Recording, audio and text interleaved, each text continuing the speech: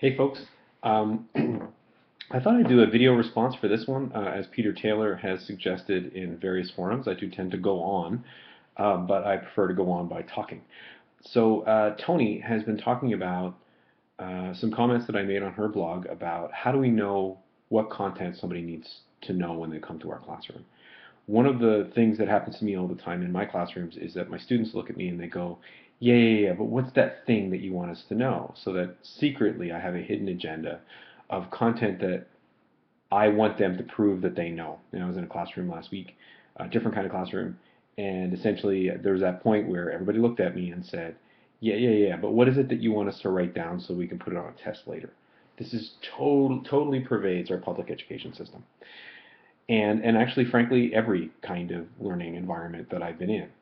So when I ask the question, how do you know what someone needs to learn? What I'm trying to do is dig into this idea that there is a hidden curriculum and that in any field, you can actually decide what the most important things are and then put those somewhere and somebody can learn those. I don't believe that this is true. I mean, you can find exceptions, and certainly knowing your numbers and how to count is useful.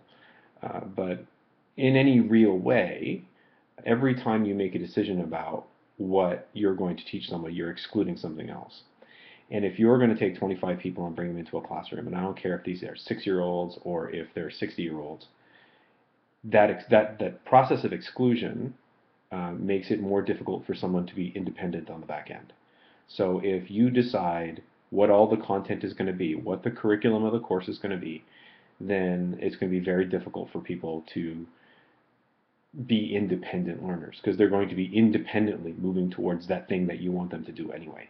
So what you end up with in a lot of circumstances, certainly what I used to end up with, was this weird dance where we all kind of faked our way towards being independent, but we all kind of knew really that we were going to that thing that I decided 6 months before the class started.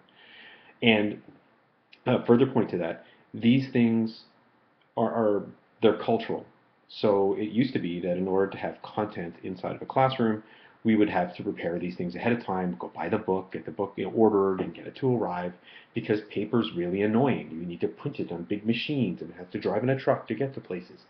And that technology is embedded in our process of education as we no longer need that paper, the dead trees to be shipped around in trucks anymore. We don't necessarily need to prefabricate that curriculum anymore. If you know your content, if you are someone who is comfortable inside a given community of knowledge, you should be able to adapt enough to be able to deliver the content as people need it so that they can take things in their own direction.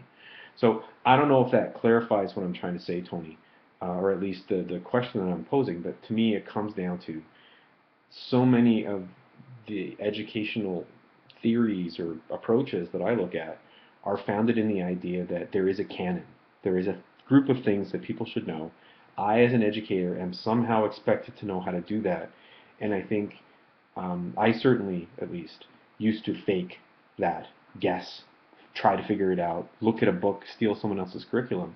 But no matter how far you chase that back, there's still someone there who's going, yeah, what are we going to exclude? Let's not do that part.